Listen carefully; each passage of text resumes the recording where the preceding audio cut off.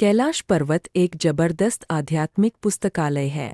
बौद्ध लोग कैलाश को अस्तित्व की धुरी मानते हैं। सुदूर पूर्वी एशियाई देशों से लेकर भारतीय उपमहाद्वीप और मध्य एशियाई देशों तक हर जगह, यहाँ तक कि मध्य पूर्व जितने दूर के स्थानों में भी कैलाश को सदियों से बहुत पवित्र जगह माना जाता रहा है। पिछले 100-200 सालों में वह जागरूकता कम हुई है, क्योंकि उसे बनाए रखने के लिए कोई सक्रिय संस्कृति नहीं है। मगर आज भी लोगों के ऐसे छोटे छोटे समूह हैं जो इस बारे में जागरूक है।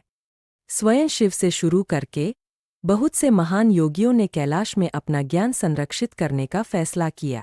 ऋषभदेव, बौद्ध धर्म के संतों, 2 महानतम बौद्ध गुरुओं अगस्त्य मुनि, नयनमार, सभी ने कैलाश पर्वत को चुना। हिंदू जीवन शैली में कैलाश को शिव का निवास कहा जाता है। योगिक संस्कृति में हम शिव को ईश्वर की तरह नहीं देखते, हम उन्हें प्रथम योगी या आदियोगी मानते हैं। साथ ही वह आदि गुरु या प्रथम गुरु भी थे। उन्होंने सबसे पहले अपने प्रथम 7 शिष्यों, जिन्हें बाद में सप्तऋषि कहा गया, को योगिक विज्ञान का ज्ञान सौंपा। शिव वे महानतम रहस्यवादी या आध्यात्मिक गुरु है जिन्हें हम जानते हैं। शिव का निवास कहने का मतलब यह नहीं है कि चट्टानों में खोदने या बादलों में ढूंढने पर वह आपको मिल सकते हैं। इसका मतलब यह है कि वह जो कुछ जानते थे वह कैलाश पर्वत में एक खास ऊर्जा रूप में सुरक्षित है। उन्होंने इस चोटी को अपने ज्ञान की मचान के रूप में चुना। शिव का ज्ञान और क्षमता, सब कुछ कैलाश में अब भी जीवंत है, जिसे आप प्राप्त कर सकते हैं। स्वयं शिव से शुरू करके बहुत से महान योगियों ने कैलाश में अपना ज्ञान संरक्षित करने का फैसला किया। ऋषभदेव, बौद्ध धर्म के संतों, 2 महानतम बौद्ध गुरुओं अगस्त्य मुनि, नयनमार, सभी ने कैलाश पर्वत को अपना ज्ञान संरक्षित करने के लिए चुना। दुर्भाग्यवश धरती के ज्यादातर रहस्यवादी अगर अपना 1 या 2% काम भी अपने आसपास के लोगों के साथ साझा कर लें तो वे बहुत भाग्यशाली है। बहुतों को इतना करने का भी अवसर नहीं मिलता, इसलिए वे हमेशा अपने काम को किसी ऐसी जगह सुरक्षित रख देने का फैसला करते हैं जहां इंसानों की बहुत आवाजाही न हो, मगर साथ ही जो लोग जाना चाहें वे वहां तक पहुंच सके। कैलाश ऐसी ही जगह है। यह पूरी तरह अगम्य नहीं है, मगर वहां जाना बहुत कठिन है, जिसके कारण बहुत से लोग वहां नहीं जा पाते। भारत में ऐसी कई जगहें हैं। ऐसी बहुत सी जगहें हैं जहां रहस्यवादियों ने अपना ज्ञान सौंपा, मगर कैलाश उनमें सबसे विशिष्ट है। दुर्भाग्यवश बोध की स्पष्टता से जो ज्ञान प्राप्त होता है उसे ग्रहण करने के लिए लोगों को तैयार करना बहुत आसान नहीं है। आप अपने आसपास के लोगों के लिए जो कुछ करते हैं वह बहुत सीमित होता है। इसकी वजह सामाजिक प्रतिबंध और लोगों के सामने आने वाली वैयक्तिक समस्याएं, मनोवैज्ञानिक और भौतिक सीमाएं तथा कर्म के बंधन है।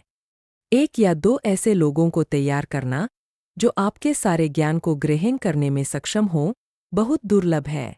बहुत कम ऐसे भाग्यशाली गुरु हुए हैं। बाकियों को सामाजिक नियमों तथा सीमाओं और लोगों की सीमाओं के दायरे में ही काम करना पड़ता है, इसलिए उनके ज्ञान का एक छोटा हिस्सा भी साझा नहीं हो पाता। इस स्थिति में पत्थर बहुत ग्रहणशील होते हैं। ऐसी बहुत सी जगहें हैं जहां रहस्यवादियों ने अपना ज्ञान सौंपा, मगर कैलाश उनमें सबसे विशिष्ट है। सौंपे गए ज्ञान की मात्रा और विविधता के अर्थ में कैलाश सबसे महत्वपूर्ण है। तीर्थयात्रा का मूल उद्देश्य उन विश्वासों को थोड़ा कमजोर बनाना है जो आपने अपने बारे में बना रखे हैं। पहाड़ पर चढ़ाई या पर्वतारोहण जैसे साहसिक कार्य का मकसद हमेशा अपने अंदर उपलब्धि की भावना लाने के लिए होता है, ताकि हम खुद को बड़ा महसूस कर सकें, मगर तीर्थयात्रा का मकसद खुद को छोटा करना है। यात्रा के दौरान चलने, पहाड़ों पर चढ़ने और प्रकृति की बेहद मुश्किल परिस्थितियों का सामना करने की प्रक्रिया में हम खुद नगण्य हो जाते हैं।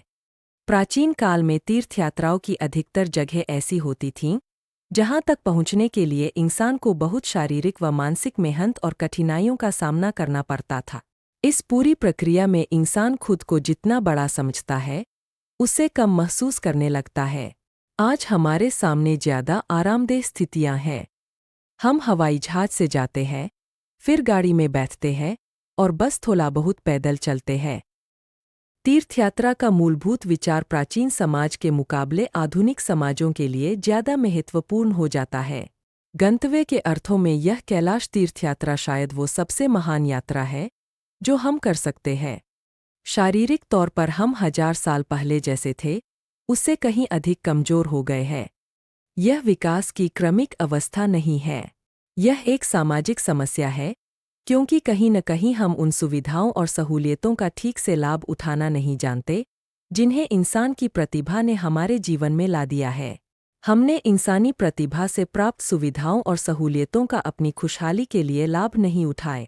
हमने खुद को और कमजोर बनाने, अपने और अपने वातावरण के लिए अधिक कष्टदायक स्थितियां उत्पन्न के लिए उनका इस्तेमाल किया है।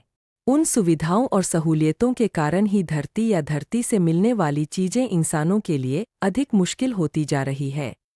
तो तीर्थयात्रा का मूलभूत विचार प्राचीन समाज के मुकाबले आधुनिक समाजों के लिए ज्यादा महत्वपूर्ण हो जाता है। गंतव्य के अर्थों में यह कैलाश तीर्थयात्रा शायद वो सबसे महान यात्रा है जो हम कर सकते हैं। कैलाश पर्वत शिव का निवास। सद्गुरु समझा रहे हैं कि कैलाश को शिव का निवास क्यों कहा जाता है, इसलिए नहीं कि वह कैलाश के शिखर पर बैठे हैं, बल्कि इसलिए क्योंकि उन्होंने अपना सारा ज्ञान इस पर्वत में सुरक्षित रख दिया था। कैलाश पर्वत शिव का निवास।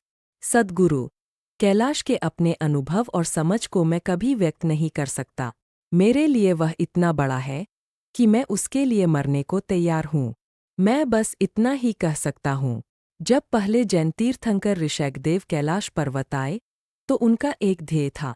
उन्होंने कैलाश के बारे में बहुत कुछ सुना था, इसलिए उन्होंने सोचा कि वह इस सारे ज्ञान को समेटकर दुनिया के लिए कुछ करेंगे।